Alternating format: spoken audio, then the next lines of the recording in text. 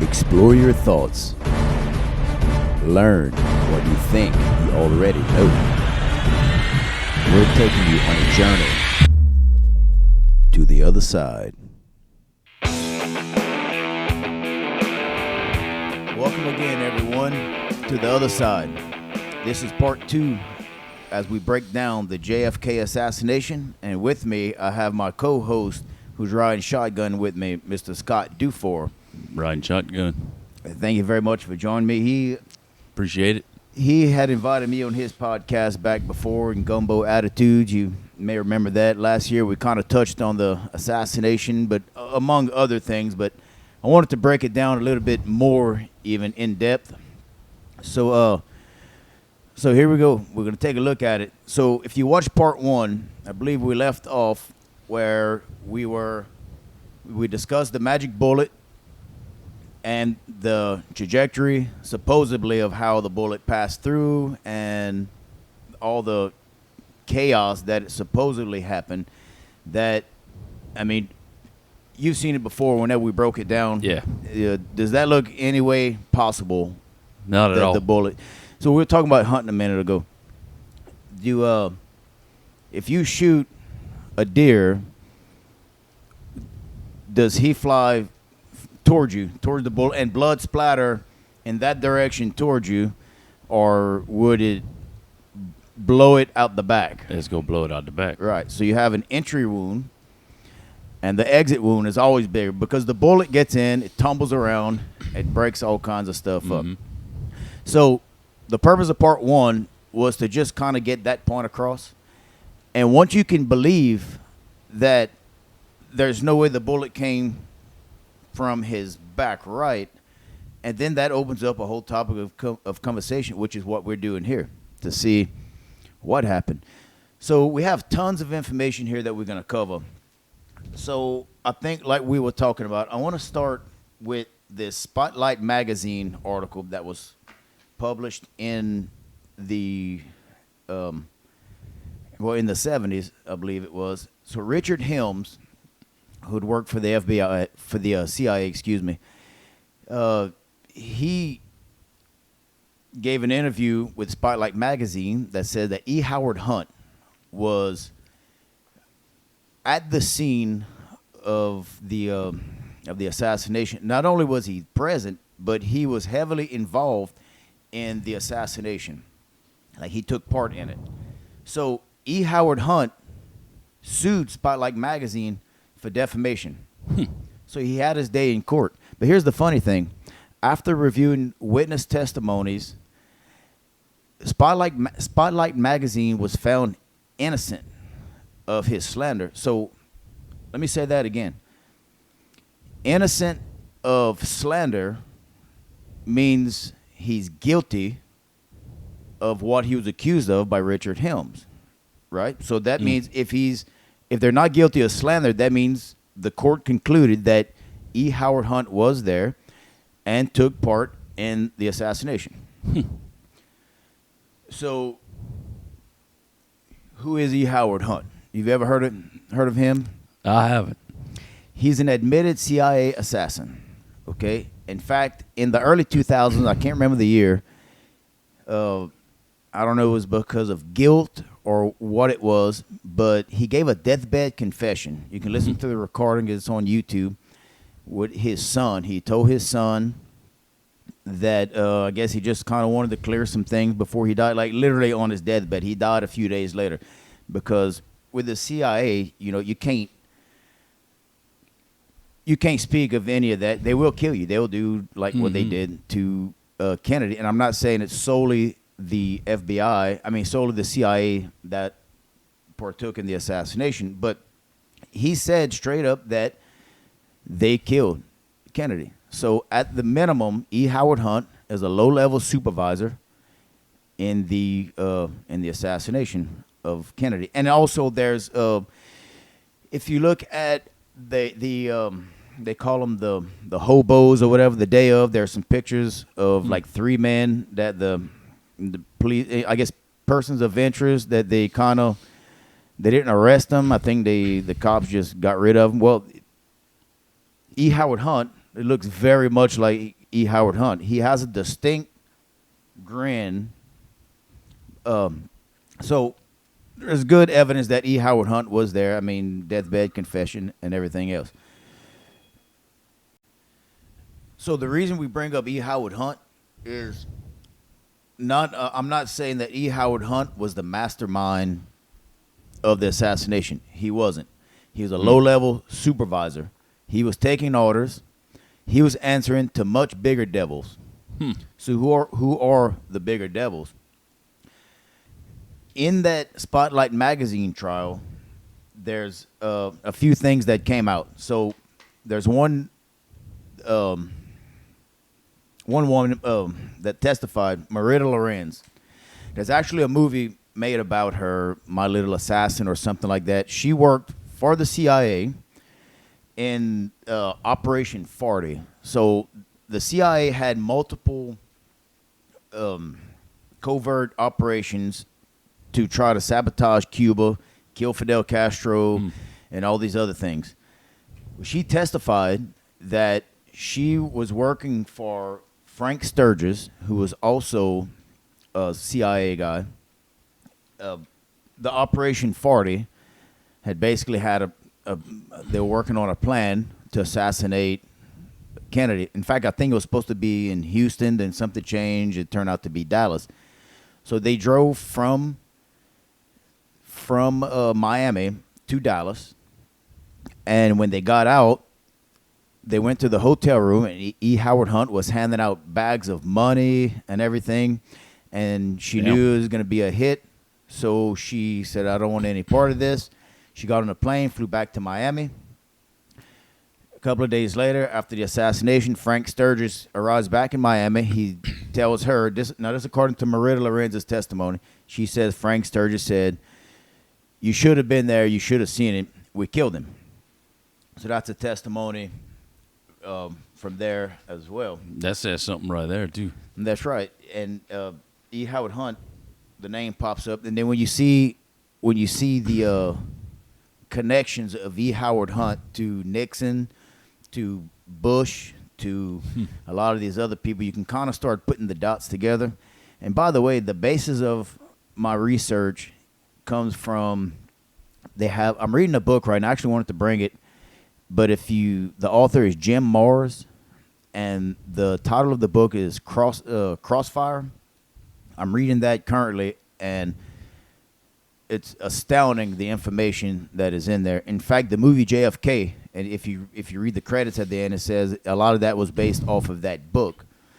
And there's also another documentary that I highly recommend people to watch. And all of these information, they all coincide with each other. It's not one leans one way, one leans the other. When you put facts together, there's no disputing the facts. There's things that happen. There's people that are connected, and that's just what it is.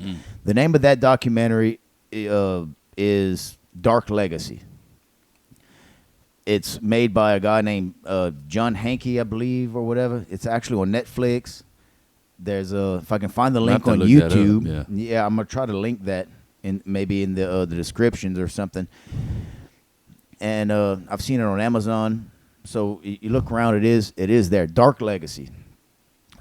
So he ties it, a lot of it, like the connection of George Bush, which his elbows deep in it.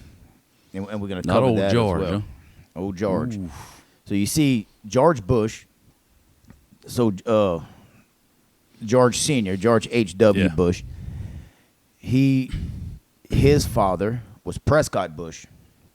He was a senator. He was also instrumental. He was one of the creators of the Federal Reserve System back in 1913. He was also a member of the Skull and Bones. And when you learn, I'm going to do a podcast one day about secret societies, and I hope you join me with that as well. I know you like the secret society stuff and everything. The Skull and Bones is, among many other secret societies, they are close-knit brothers under the skin, is the way they describe each other, their relationship. And the strange thing is, if you look at high government positions, people of positions of power. It always is some of these, skull and bone members or whatever. But if you look at the population of America and the amount of people that are skull and bones, it's a fraction of a fraction of a fraction of a percent. But yet all of these people are in high positions of power. So George Bush, he was CIA director. I think in 1974 he was appointed under Richard Nixon. Supposedly he had no CIA experience at all. So why would you appoint someone with no CIA experience as CIA director? Well, there is a Hoover memo, which we're going to talk about more here. All right. This Hoover memo, written 7 days after the assassination of John F. Kennedy, and it's called The Assassination of President John F. Kennedy. It basically talks about a meeting between the FBI and the CIA in which he distinctly mentions George Bush. You see down here where it's kind of green? It says the substance of the foregoing information was orally furnished by Mr. George Bush of the Central Intelligence Agency and Captain William whatnot. So the purpose of that, why that is significant, it ties George Bush to the Central Intelligence Agency back then when supposedly he had no experience. But not only that, the memo talks about the misguided Cuban, one of like the Operation Farties and stuff. It was mentioning that he was a part of it, in so many words. So if he was a part of that, how dirty are his hands involved in this? So pretty dirty. Yeah, it's pretty dirty, and you're right. And it gets even much deeper too. His relationship with E. Howard Hunt. Hunt and George Bush were brought to the White House under Nixon at the same time. He became CIA director. E. Howard Hunt was I don't remember exactly what he was. He was part of the administration as well, and nobody could understand why they were a part of Nixon. The Watergate burglary, the Watergate scandal, which was a burglary in the Watergate Hotel where they spied on the opposing political parties, that was E. Howard Hunt was big time. He was the main ones in there. So while he's in jail, he begins writing letters to Nixon saying, "Hey, I need $2 million, or I'm going to start speaking to reporters." $2 million. Yeah. And here's the funny thing. He got paid the $2 million. Really? He got paid the $2 million by it'll come to me later, but it's the attorney of George Bush at that time. Close personal friends was the attorney that set it up and paid the money. So there's direct connections with all of these characters. Let's go back to Nixon, who hired Bush. Nixon got his start from Prescott Bush. He worked for Prescott Bush when Prescott was a senator early on, which is of course Prescott and Bush. They're all skull and bones, all part of this big cabal. So I see. Right. So that's just. So you're making some connections there. That's right. You pointing out some good connections. That's right. The CIA connections with Bush. So also there during the Bay of Pigs invasion, which is very important to the Kennedy assassination, because the Bay of Pigs was set up by the CIA where they were training Cubans to go in Cuba and fight and take over the country. In a nutshell, that's what it was for. Kennedy opposed it. He didn't want to do the invasion on Cuba. The CIA went ahead with it anyways. without Kennedy, without Kennedy's approval. Publicly, Kennedy took the rap for it. He says, yes, ultimately it's my responsibility and blah, blah, blah. But behind the scenes, he fired everyone from Allen Dulles, which is the head of the CIA, Richard Bissell, all these other people who coincidentally became, they were in charge of the Warren Commission, who was in the investigation into Kennedy. You know, you wouldn't think that's ethical, but that is what happened. So that then when the CIA screwed him over, that way, that's when he declared he was going to splinter the CIA into 1,000 pieces, and he was going to dismantle the CIA. So this was going on right before he got assassinated? That's correct. Okay. That was before. I was about to ask you, what? Did you get into what happened pre-assassination? Did you talk about any of that yet in your last one? No, the last podcast was mainly showing the setup, how explaining the Warren Commission's outrageous accusations. If you remember on the podcast you and I had did last year, I showed the bullet, the actual magic bullet, in pristine condition. So I also showed the bullet fragments that was found in Governor Connolly's wrist. So the magic bullet, if you remember, went through his neck, and that was an interesting diagram. Right, it went through his back, up, out his neck, paused for 1.6 seconds in midair, took a right 1.6. Yeah, 1.6 seconds. According to the Zapruder film, for that to happen, that was the outcome of how it would have had to have happened. And then when it comes out of Connolly's leg and had to pause again, take another left, go on the other side, then they find the bullet on the wrong stretcher. That's according to the doctor that treated him. He says, no, he was on this stretcher, not on that stretcher. That's some bullet, huh? So he had fired multiple people.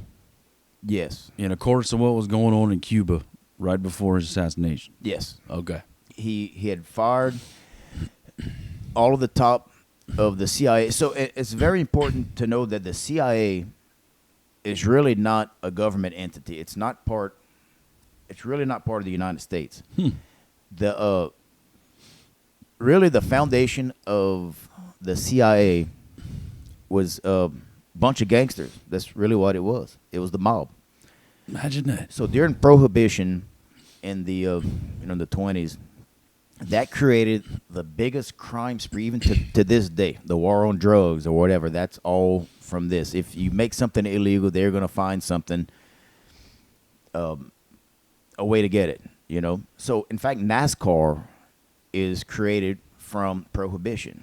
Running moonshine at night and right. hauling ass and outrun. That's literally, that's admitted. That's NASCAR even say that's where we get that's where the sport comes from. So the CIA they became gangsters. Then they began organized crime. So the big crime bosses in this city started organizing with the crime bosses in another city because hey, we're gonna sell things. There was a whole underworld of crime, black markets, and everything. So they were communicating. They were strategizing and everything. They started creating casinos in the midst of all the illegal, from the moonshine to drugs and whatnot. And they were in other countries. They were in Cuba. They had lavish casinos in Cuba. So remember the Cuban Missile Crisis. Now you get something. That's right. Yeah. So the Cuban Missile Crisis, the United States and Russia and Cuba. Cuba and Russia were, say, on the same side, and the United States was, in the Cold War, about to go into a nuclear holocaust. Russia had nukes in Cuba. We had nukes pointing everywhere. They had nukes pointing at us. So so Kennedy was really a thorn in their side from the underground here in America, but also dealing with Cuba. So the CIA got to a point to where they communicated. They had such a great communication amongst each other. They knew all the underground, including transcontinental, the other countries, and they had great source of information. So the military try to catch up to speed with them. They started communicating, making deals, working with. It wasn't called the CIA then; it was just called the mob. So they began. That's how the intelligence started, by the military working with the mob, and that was around that, that era. The CIA, I guess, was created around that time, but it predates that. Before it was even the CIA, it was just organized crime, is all it was. I don't think anybody knows half of what you're saying right now. No, and I really don't think so. And that's why I wanted to do this It's good podcast. you bringing this out. Yeah, it's pretty interesting. And you're bringing some new insight, right, a new way to look at things. Right. We give the other side here on the podcast, right? The other side. Yeah. So people ask, well, you saying all this information. I mean, aren't you scared they put a bullet in your head or whatever? Man, I'm just small potatoes, the books and the videos that I've watched, those people are still alive, and they're much more popular and famous than me. So I look at it, whereas you can take it with a grain of salt. I'm just giving the information that's already public knowledge. So it's nothing that's, I don't see any harm in my life. Right. Maybe if I ran for president or something, it would be a different story. But doing what I'm doing, it makes good topic of conversation, and gives insights on really the way your world works. Maybe how your family can plan for it, and just to kind of understand it's not always black and white on the way the world works. So that put Kennedy on their sights. That was in the crossfire. So he really pissed off the CIA when he started firing everyone. So J. Edgar Hoover, who was the FBI director, right, he began finding and shutting down these anti-communist training camps. They had some in Lake Pontchartrain and other places. Yeah. Believe it or not, a lot of the planning and the Lee Harvey Oswald and all of these names that are tossed around back and forth, a lot of this happened here in Louisiana, believe it or not. What? In fact, the only trial ever brought against for Kennedy, the only trial for the assassination, was the district attorney of New Orleans, Jim Garrison. That was the only trial to ever try to make a case against the conspirators. So Jim Garrison, I think he wrote a book and everything on it. He pieced a lot of things together as well. He brought it to trial, and he's really the one that explained the magic bullet. So how it was ridiculous. Yeah. If you watch the movie JFK, and that movie's about Jim Garrison. It's about all that and how he puts it together and explains everything, and how in New Orleans, one street, so there's an intersection. You have Lafayette Street, and then I can't remember the other one it'll come to. I don't want to say the wrong thing. It's the same building, all right? There's two different doors. One's on this street, one's on the other street. One is an FBI office. The other one is Central Intelligence. Cool. So that's kind of a strange. So he starts putting together the characters that worked for both. Lee Harvey Oswald was seen in both places. We're gonna get on him. Whoa. Lee Harvey Oswald, I'm not gonna defend and say he was an outstanding human being, but I'm not saying he's not. I'm just gonna give some facts about him that people don't necessarily know. So let's take it with Lee Harvey Oswald. Yeah, let's go with it. Right here. So Lee Harvey Oswald, from an early age, as soon as he got into the military, joined the Marines, he ends up working. They put him at a top secret military base with U-2 spy planes and whatever. For no apparent reason, he renounces his citizenship, moves to Russia. So he comes back from Russia, Once his citizenship, he gets married, his wife, and they move back. And immediately, his citizenship gets reinstated, and he gets, a bunch of money from the government and all these other things. Okay, if you try to become an American citizen, other than crossing the border illegally or whatever, you're trying to do it legal. It doesn't work like that. It's a long, drawn out process. But all of a sudden, he's magically reinstated. So he's seen working with CIA agents. There's eyewitness testimonies. But here's the strange part. He's also seen with FBI agents, in particular James Hosty, who's an FBI agent. They've been seen exchanging packages and talking. In fact, during the wasn't the Warren Commission, it was another committee, a Senate committee or something about the assassination.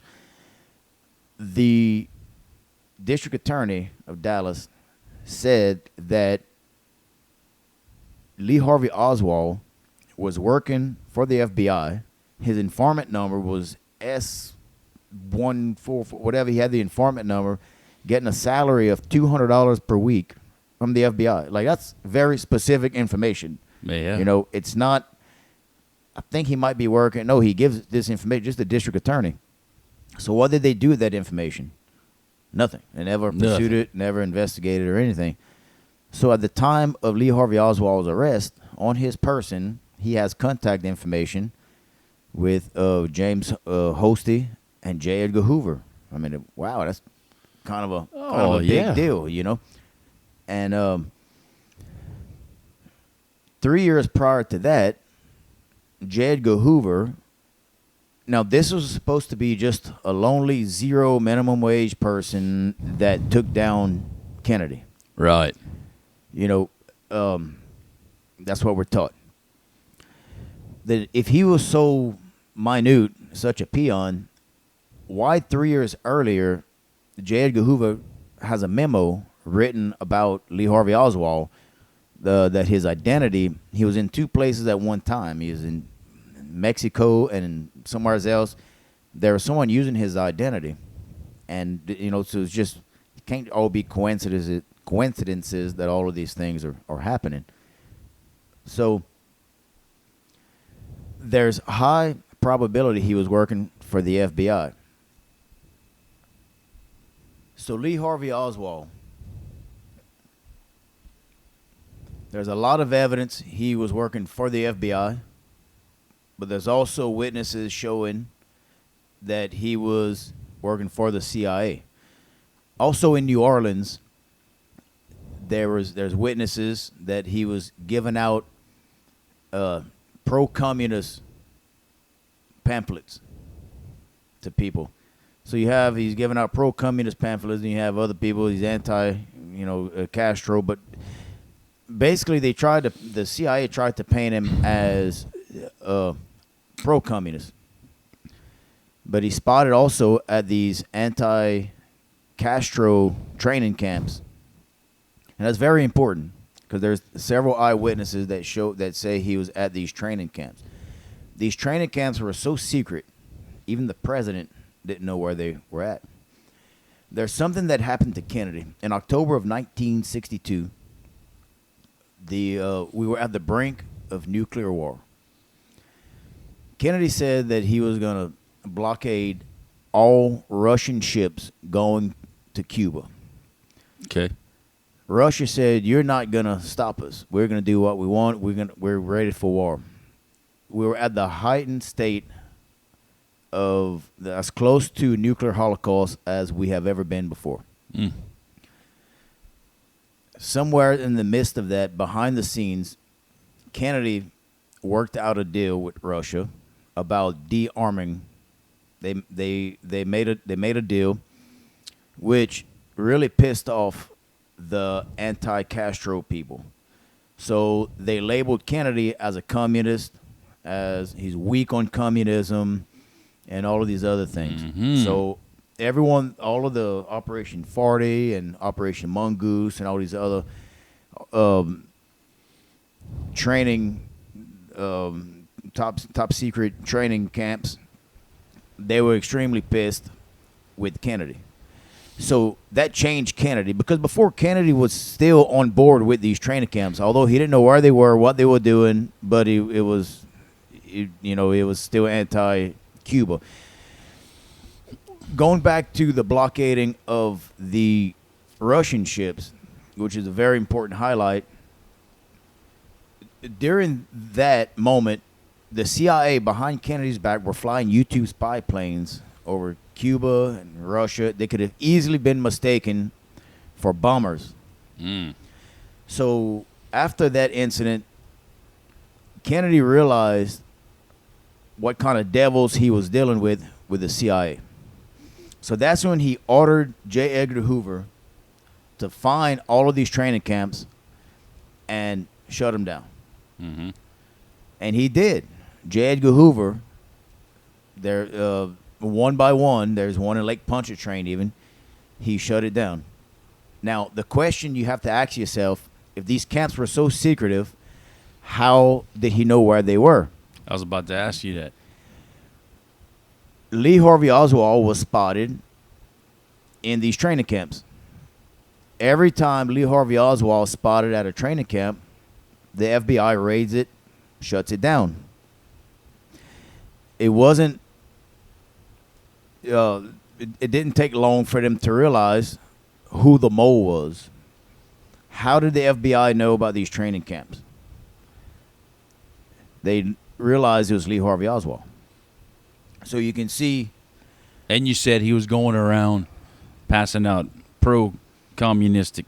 That's right. So playing the part for the CIA, saying that he is pro-communist, but he was working for the CIA at these training camps, but only as an undercover agent of the FBI to report directly back to J. Edgar Hoover, which is why he had his personal information on him at the time of his arrest. Like I said, 3 years prior, J. Edgar Hoover wrote a memo about someone using his identity. He already knew Lee Harvey Oswald very well.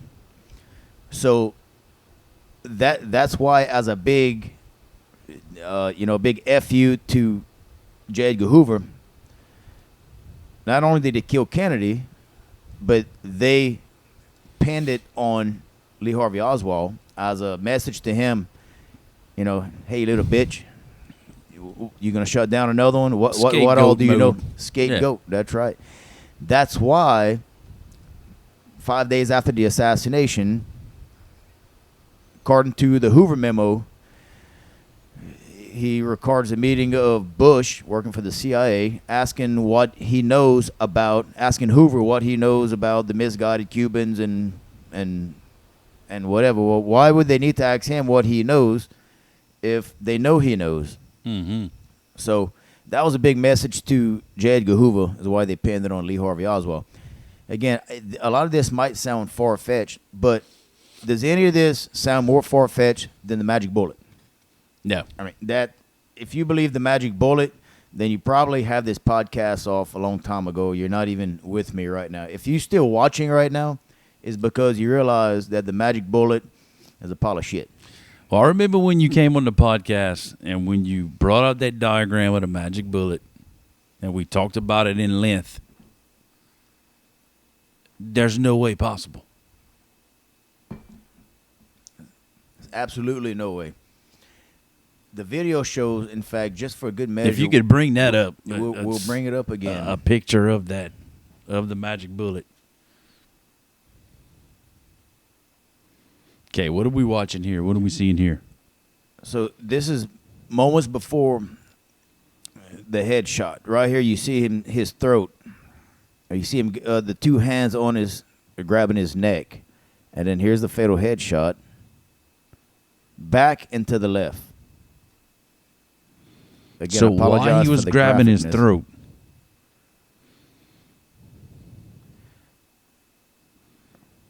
Back and to the left. That would indicate a bullet coming from the front right. Yes, correct. You can So you clearly asked- see it came from the front. Right. You asked about the throat. So he's obviously shot already.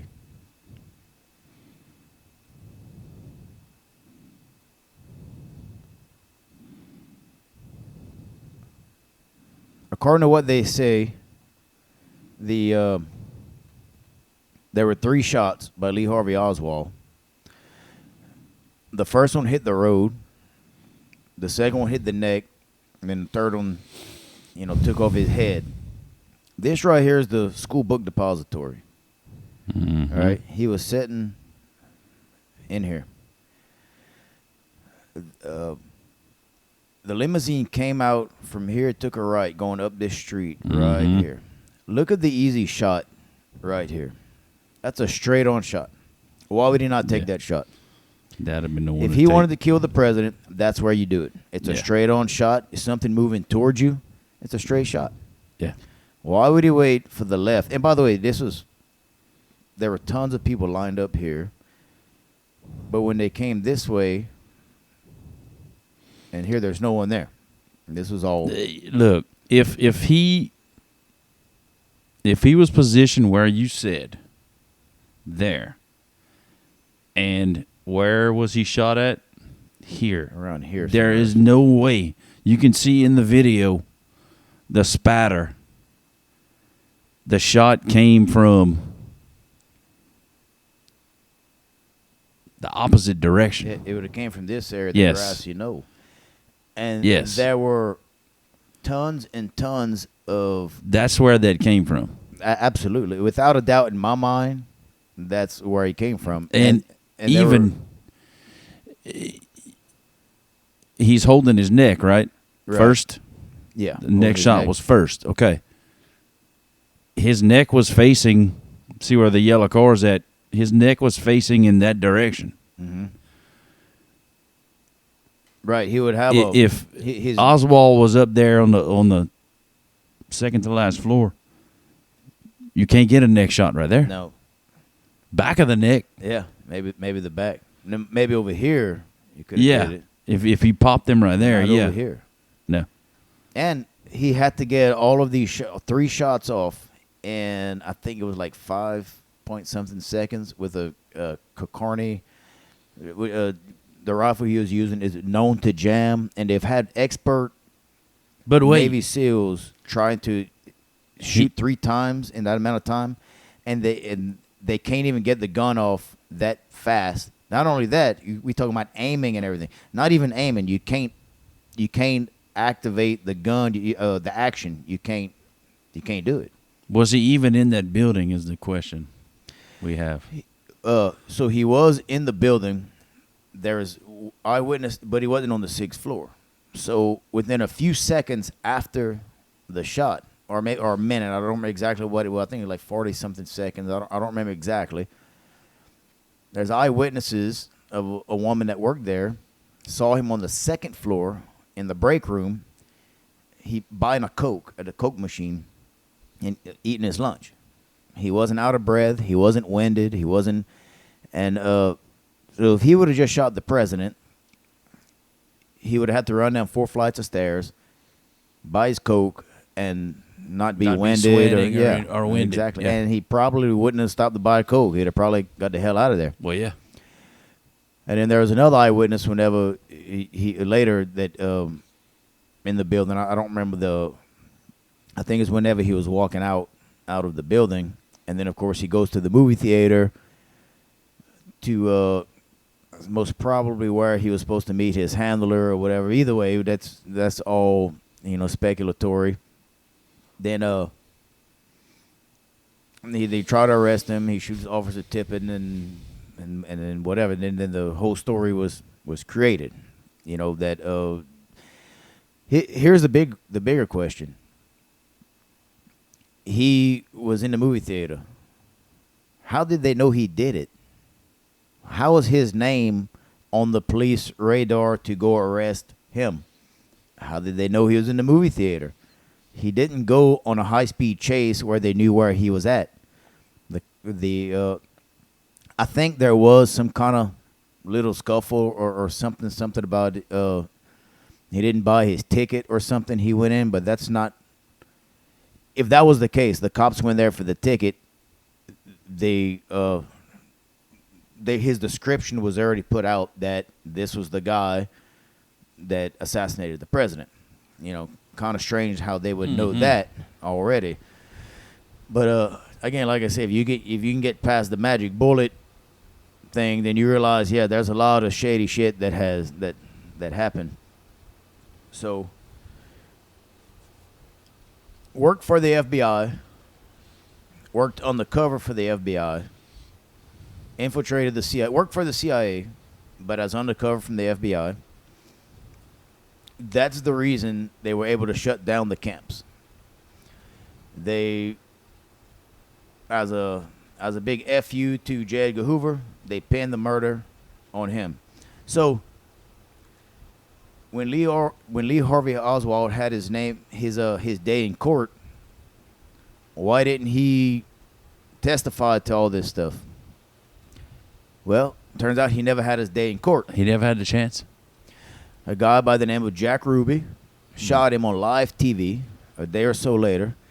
And while we naming names early at the beginning, we were making connections. We were talking about with Nixon and E. Howard Hunt. And well, in 1941, Jack Ruby worked as an employee for Richard Nixon.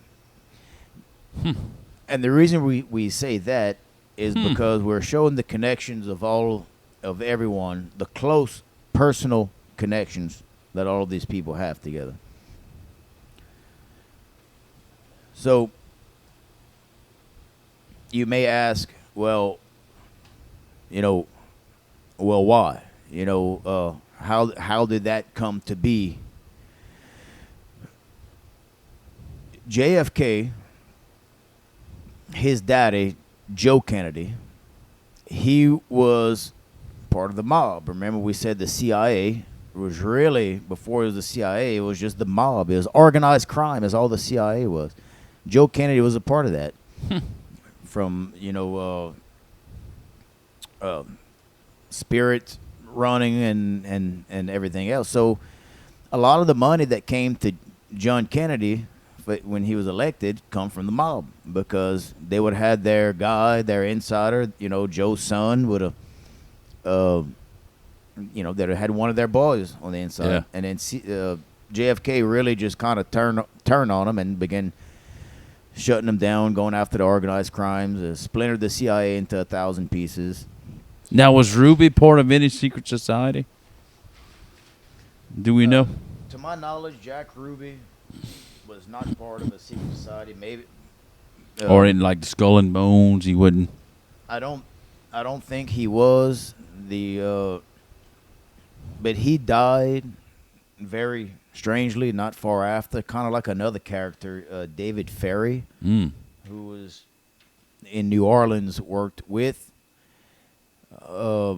Lee Harvey Oswald. He was a pilot, and he also worked with Guy Bannister, who was he died mysteriously. I think of a gunshot wound, or it might not be a gunshot wound, but that was at the building where in New Orleans, where the CIA and the FBI are on the same corner. Well, he's one of them that died mysteriously. Also, another guy by the name of George de Mordenschil.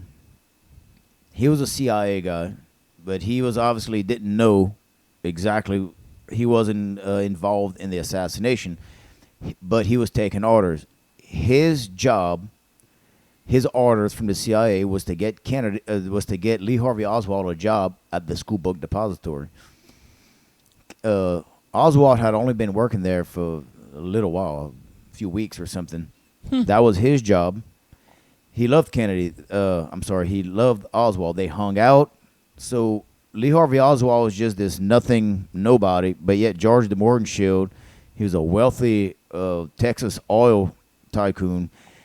Just loved hanging out with minimum wage, nobody people like Lee Harvey Oswald. Got him a job at the book depository. And in his interviews, he said that I don't know why he would have killed Kennedy. This doesn't make sense. He loved Kennedy. you know, and a lot of his close. There's a lot of people close to Oswald that says no. Oswald actually loved Kennedy, like his mother in particular says. There's no way my son did it. She to this day she died saying no, he's innocent. He loved Kennedy.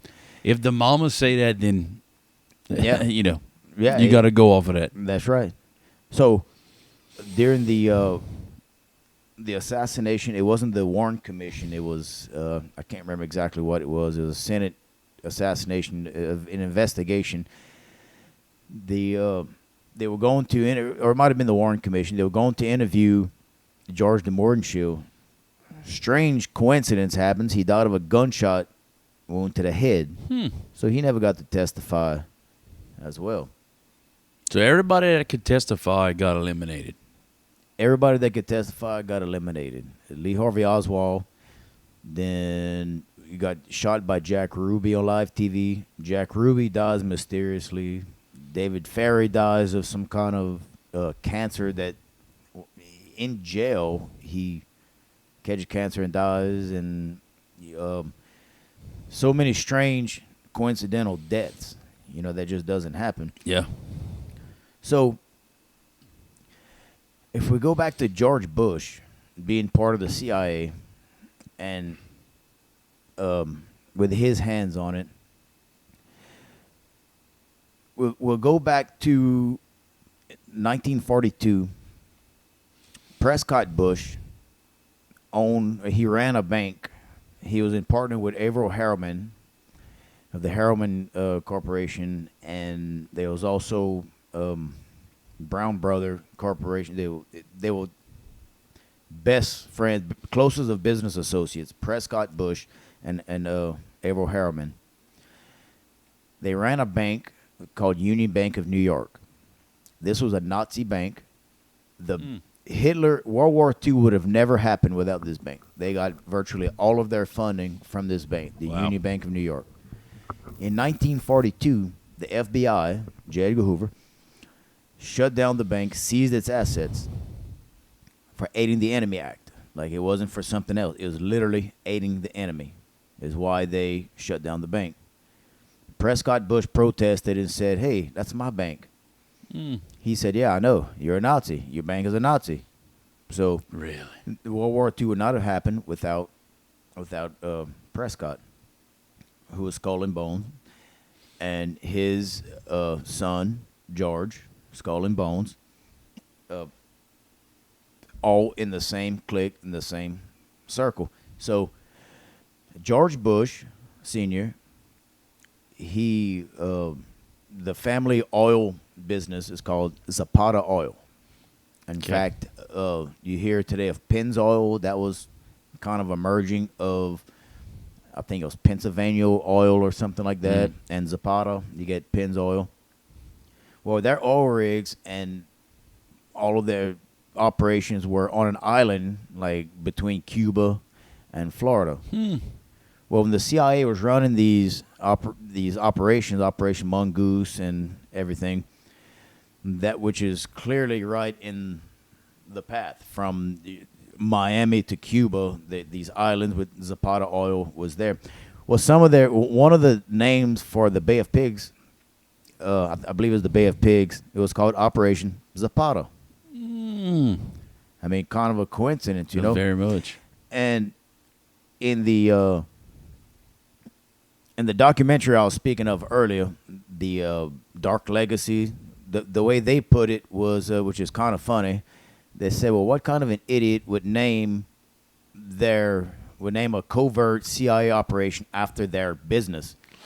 Then they, you know all about that. Then they said, "This idiot in World War II," and they show a picture of George Bush. In World War II, he named his airplane the Barbara II.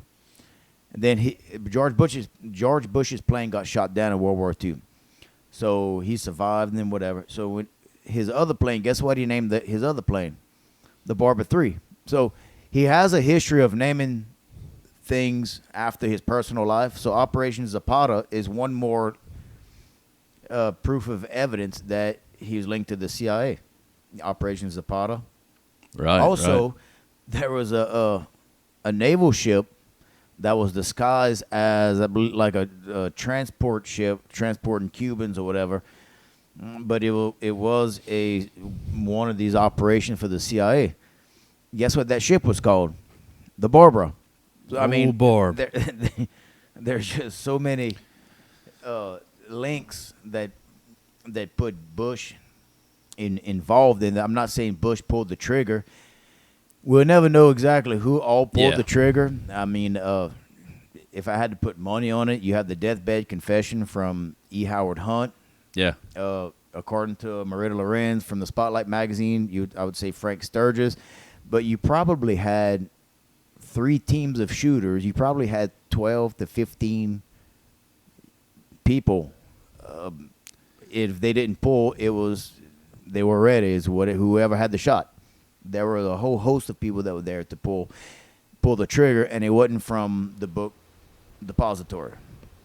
In my opinion, correct. I'd have to agree with you on that. We can take a look here at some other evidence about the body. So I want to take a look at this right here. All right, this is Kennedy's head. Does that look like a bullet entry from the front or the back? Does it look like an exit wound? What it looks like, you can see, it looks like an incision. It looks like something. Wow. I mean, if the bullet came through the front, all of this would be missing, yes, nasty, and everything. If it'd be a bullet, it would be a hole. Okay? So why do I bring that up? Let me close all this. Look at this. Does that look like the same thing? No. Not really. Look, you can kind of see a bullet hole here. So what's the difference of these two pictures besides black and white and color? This picture, let me make sure that my screen is on the right thing. Yeah. So this picture was taken in Dallas. And this is very, very important for people to understand this. This picture was taken in Dallas, which there wasn't the autopsy done. The autopsy should have been done in Dallas where the crime happened. With the eyewitness accounts, everyone in there said it was complete chaos in the hospital room, where the Secret Service and military were ordering people and threatening, pulling guns. It says, no, we're taking this body. The doctors were saying, no, legally, it stays here. You know, we got to sort a lot of shit out right here. They said, no, we're taking it now. So they took the body. This was the picture taken just as a standard before the autopsy. You take a picture before you do investigations and to see step by step. So this picture, which I'm sorry, brother. What was the caliber supposedly used? I think we'll have to look that up because what caliber does that look to you? You were in the military. What? It was like a 22. Bro, it looks like a rat shot. Yeah. Okay. And I think it was similar to like let me close this out. I think it was something similar to a 22. So this right here is post autopsy. Actually, no. So here's the funny thing. This was taken at the Bethesda. So when they took the body from Dallas, brought it to the Bethesda, which is like a military, I guess, hospital in Washington. This was standard operating procedure. Before the autopsy is done, you take a picture. This is why this is important. This is before the autopsy.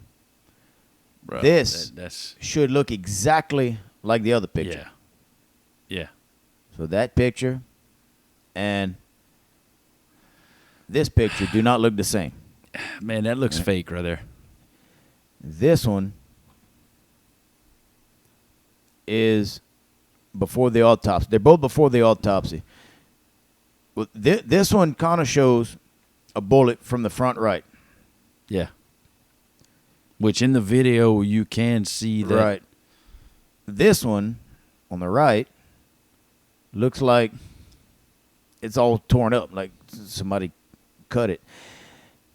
There's an FBI memo by 2 FBI agents that wrote when they looked at the body, and to them it felt compelling enough where they would mention that it looked like somebody had altered the body or did surgery on the body. I was going to say, remove the bullet. Right, or something. Look for the bullet or try to make it look like something else or make it look like an exit wound, but they didn't do a good job of that. So this picture here at the bottom, that's the exit wound the doctors described from the original. So that would an exit wound in the back. This would indicate a bullet from the front. And we don't have a picture of his actual head. We don't. Exit wound. Not from the back. But the doctors all that originally seen it in Dallas said there's an entry wound here and an exit wound.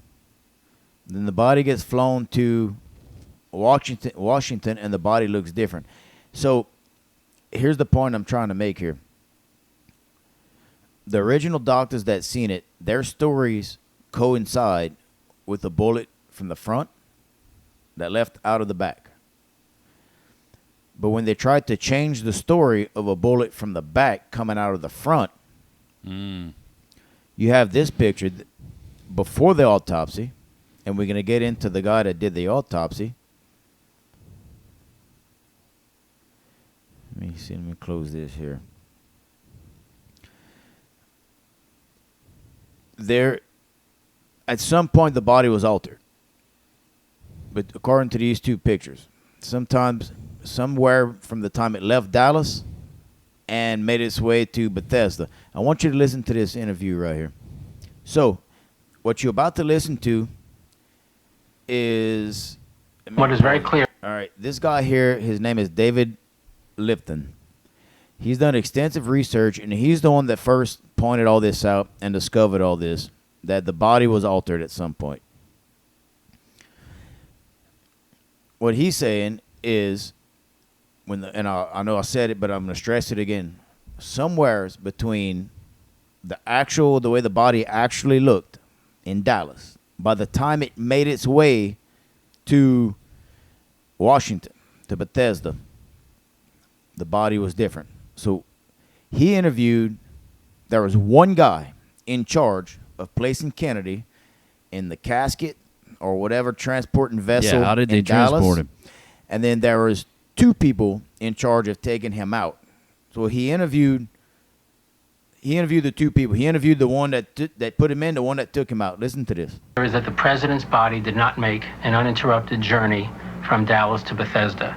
It began in a large ceremonial casket. It was placed in that casket by Aubrey Reich of the O'Neill Funeral Home.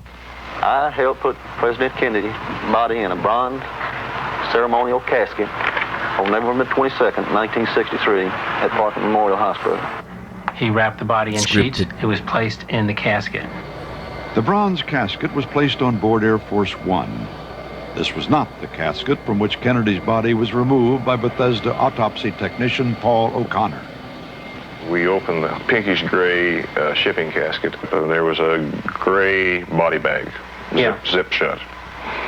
We unzipped the body bag, and the president's body was lifted out of the body bag. Reich told Lifton that Kennedy's body was not in a body bag when it left Dallas. How could he be so certain? I remember picking him up. I was one that had the blood on my shirt and everything from the body. If he'd been in a crash bag, you couldn't have got any blood on him because it's a sealed bag. So the point of this is both of these guys seem very credible. One guy says, I put the president, he wasn't in a crash bag. He wasn't in a body bag. He was wrapped in sheets, I think, actually, whatever it was. They basically chunked him in there to hurry up. They was rushing. This guy says, I left him like this. That should have been closed, not to be seen again until he gets to the autopsy. But when they go, the guy in charge of when he opened the casket to take him out, he was dressed different. He was in a crash. He was in a body bag. Mm-hmm. So at what point, how did he end up in a different? He should have been exactly the way he left. Correct. Correct. If they take you from the morgue and bring you to the funeral home, it should be an uninterrupted stop. You should look the same as when you left. Mm-hmm. But not only was he was obviously in a different casket or different garments, his head was altered. Mm-hmm. It was worked on. They were trying to bring home came from the back, but the original autopsies, the original doctors that seen it, you watching the interviews, they all do this. He had an exit wound here, and they're all very consistent. I'm going to show you this here. This is the press secretary, or the assistant press secretary, Malcolm Kiddoff. The day of, he didn't know. As soon as it happened, he was told the president was shot in the head from the front. Look, he's pointing to where the bullet went in. So remember, this is moments after it happened. Everybody knew at that moment. Everybody knew where the bullet went in and how it came out. Now, the Zapruder film did not come out until it was in the 70s. Oh. In fact, I think it was, I may be wrong on this, but I believe it was actually Geraldo Rivera. I think he had some kind of show. Damn. And it came out in the somewhere in the mid-70s, the first time the Zapruder film was ever filmed. And somehow the magic bullet theory still sticks. So the press secretary is showing right here that that's what, that's where the bullet happened. Now, what's at the end of his neck? That was one of those shots in, go down, that one. That's where he also got Oh, wait, that's not the right shot. one. No. This one here.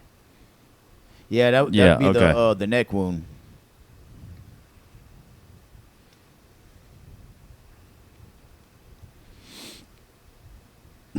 So, again, in the 1970s, no, I'm sorry. I think it might have been the 80s. It was around 20 years after Nova did, got all the doctors together, the original doctors, and to, let's see, why does this switch like this? Well, they did like a recap on this. So these are all the original medical professionals that were describing what they remember seeing. Notice the position of their hands. They were all saying the same thing, describing the exit wound from the back. And you can listen to their interviews. This is just a snapshot of them. But in the interviews, they're all saying the same thing. There's an exit wound top. here. It's not at the bottom. Well, yeah, well, the some remember. Right, you're trying to talk about the entry wound not they're- being from the back. Right. There was still an exit wound from the back. Okay. With a small Well, a small hole in the front, a big exit wound in the back. In fact, this guy here in the middle, Dr. Paul Peters, he was addressing the incision. This one here, he called that an incision. He says the only thing I don't remember is that incision in the front. He says I could imagine that maybe they pulled the skin back, maybe to get to the bullet or whatever. But that was the way the body should have arrived before the autopsy.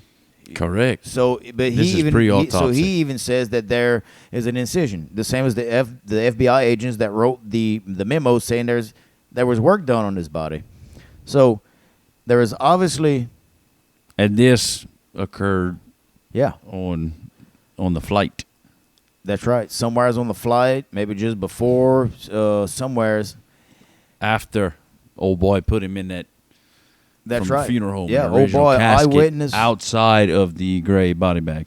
That's right. Eyewitness guy says, no, I put him in like this. Yeah. And the other guy says, well, I pulled him out like this. Bro, that's it right there. Yeah, from On the right. flight. On the flight. And I forgot who it was. There was a Secret Service agent guy that said there's no way the body could have been altered, because this was question. David Lifton stirred up a can of shit. Well, the Secret Service agent says no, there's no way the body could have been altered. I was with the president for all of 5 minutes. Well, there you go. Yeah. So I mean, I guess at this point it doesn't matter when. It's just Correct. it obviously did occur. happened. It occurred. There's something that happened. All right, so while we're talking about the looking at these photos, so this is Dr. Cyril Wett. He's a forensic pathologist. He's the former president of the American Academy of Forensic Science. He's the expert hired by the experts to take a look at the body and the wounds. So in 1965, he was the first person to criticize the Warren Commission about their findings. I mean, the magic bullet and everything else. He Yeah. was the first one to kind of bring this information up. So let's hear what he has to say. At the National Archives in Washington, Dr. Cyril Wecht, former head of the American Academy of Forensic Sciences, examined bullets the Warren Commission had test-fired. To find out if a bullet could break so many bones and remain apparently intact, the Commission used a rifle similar to Oswald's. And then they got these bullets, all 6.5 millimeter. And they test-fired, first into cotton wadding. These two bullets were fired into cotton wadding, striking nothing. You will note that these bullets both have a minimal degree of protrusion of the lead at the base. Otherwise, they are intact, which is what you would expect. The next bullet broke one rib of a goat carcass. Notice, please, it's widening. This bullet struck one of the two large bones that come down from the elbow to the wrist in a human cadaver. They wanted to simulate the fracture of that same bone in Governor Conley. Please note the substantial deformity. This is classical, typical, when a bullet strikes a dense, heavy bone or some other very firm object. Now, I want you to look at the so-called stretcher bullet. This bullet is the actual bullet that the Warren Commission claims broke both John Conley's right fifth rib, destroying 4 inches of that bone, pulverizing it, and which caused a comminuted or extensively fragmented fracture of a dense, heavy bone down near the base of the wrist, and emerged in this condition. You will see that it is near pristine. As a matter of fact, its nose, the cone, the sides of the bullet are completely intact and unscathed. It has only minimal protrusion of the lead core at the base, in the same fashion that the two bullets did that had been fired in the test wadding. That's from the impact of the firing mechanism. All right, so look at his bullet. Just as he said, it's in pristine condition. Do you see anything missing? Anything, a chunk missing or anything? No. I don't either. So I think it's important we'll take a look at this. We looked at this on the part 1 of this series, so it's worth looking at it again, being we're talking about it. This here, these are the bullet fragments taken out of Governor Conley's wrist. The actual bullets, part of the magic bullet. Shouldn't there be bullet fragments missing from the bullet? Correct. So what the hell is this? Not adding up, bro.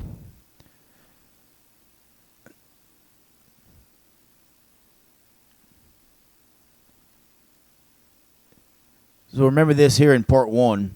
Scott, you weren't here, but we talked about it in part 1 real quick. For those that didn't watch part 1 and just came straight to this episode here, we're going to discuss the magic bullet real quick again. We talked about it in part 1 just to kind of get the viewer's attention to where if you can believe that the magic bullet didn't happen, then the question is, then what did happen? So let's touch on that real quick. The official story was that Lee Harvey Oswald was in the school book depository here. He fired 3 shots. One hit the pavement somewhere here, hit him in the, I think the neck here, and then right here was the fatal headshot. Okay? So, let's go back to this here. Whoop. So what we're looking at here is, so remember that the fatal headshot was not part of the magic bullet. The magic bullet was the next shot. So he came down from the school book depository at an angle of 17 degrees, striking Kennedy in his armpit. Inside of his body, it went up and came out of his neck. Now let's look at an aerial view to explain the next position of the bullet. When it came out of the neck, it took a right. It paused for 1.6 seconds. Took a left. Then it entered Governor Connolly, which was the governor of Texas that was sitting in the front of Kennedy. It hit him near his right armpit. It shattered 4 inches of his 5th rib. He shattered 4 inches of it. Came out of there, hit his wrist bone, his radial bone, which is one of the hardest bones in the body, and that's what Dr. Cyril Wecht was talking about just now. If you saw the bullet, that when they shot it into cadaver, it completely pulverized the bullet.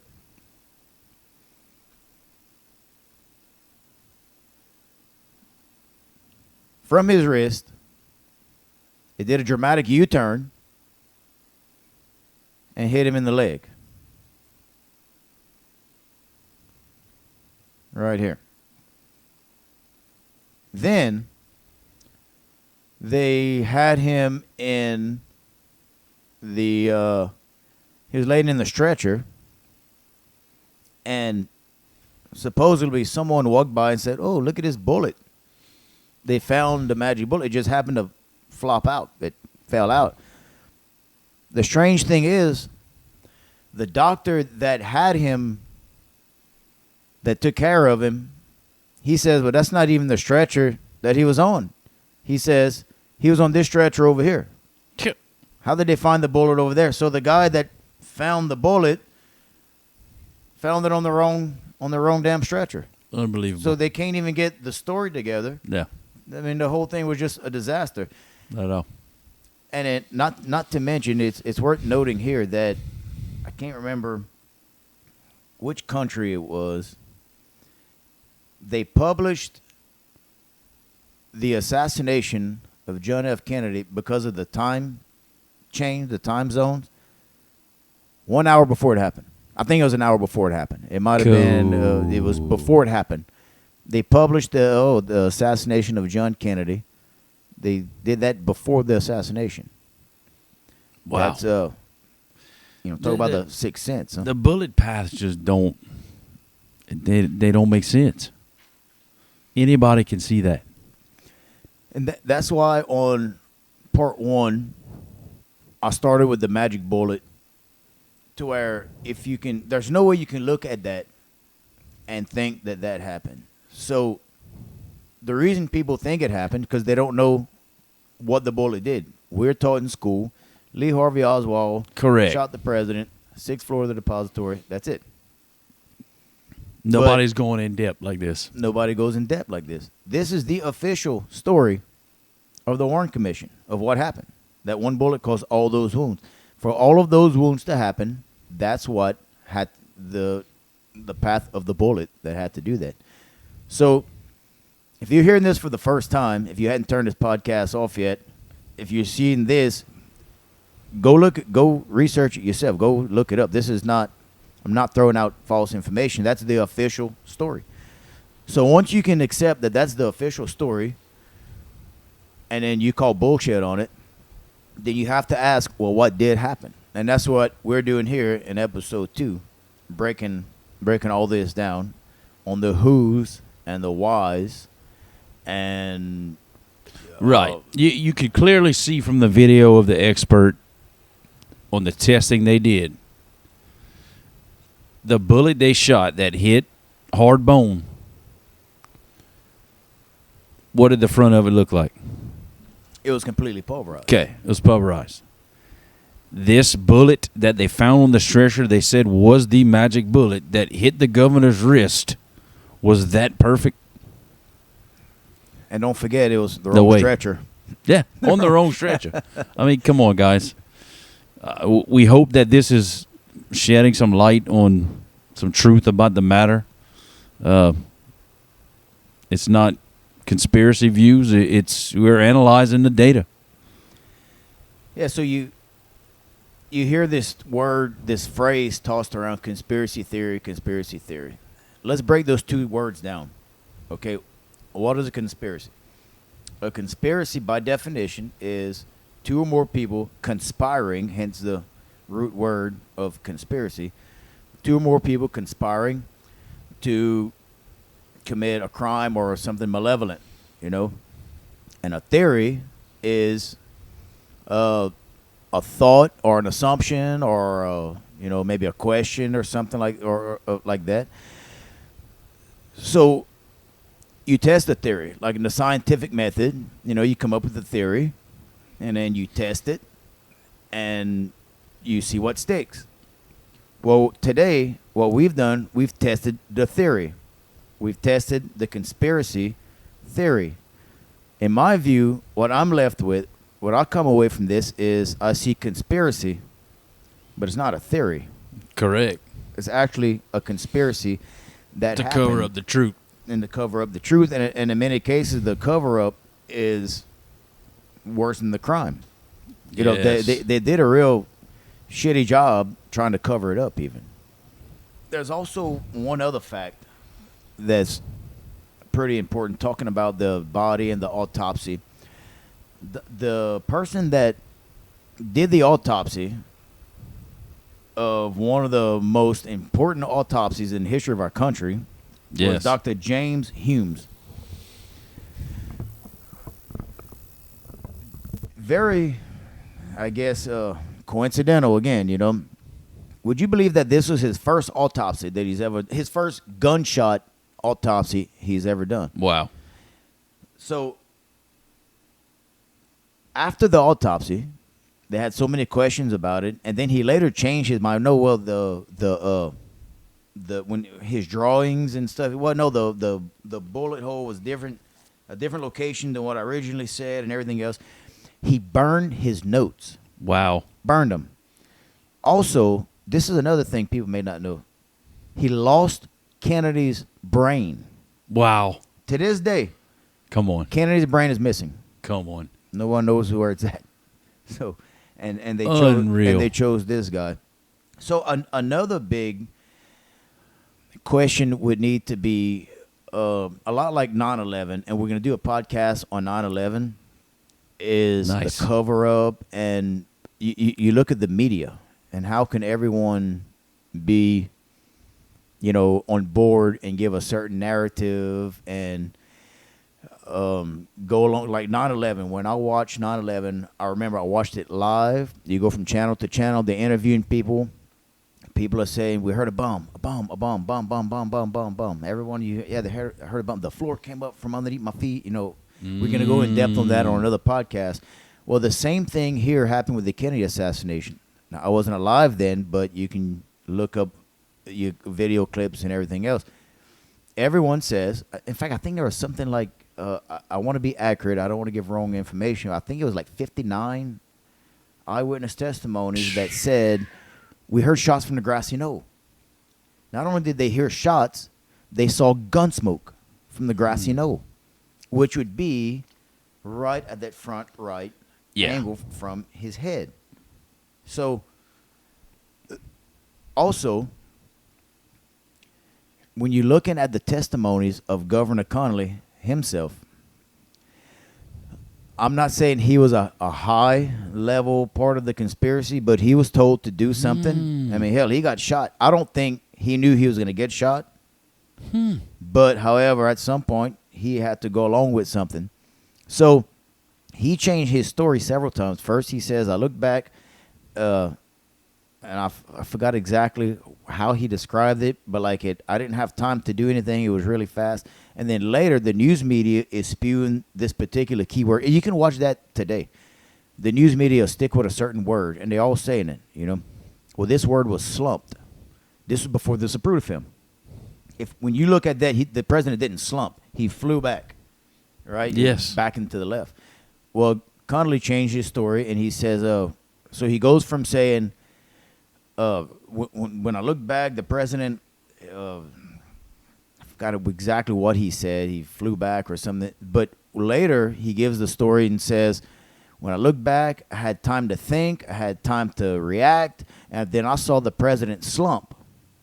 Like, so this word, slump, is a narrative that the news media started using. We could do another podcast on just the news media and break down the news media. When you take today, there's hundreds of different channels. When you look at the parent companies of that, then the parent companies of that, it goes back to a handful of corporations. You know, you have Disney Corporation, which owns. Now, this wasn't necessarily back then, but this is today.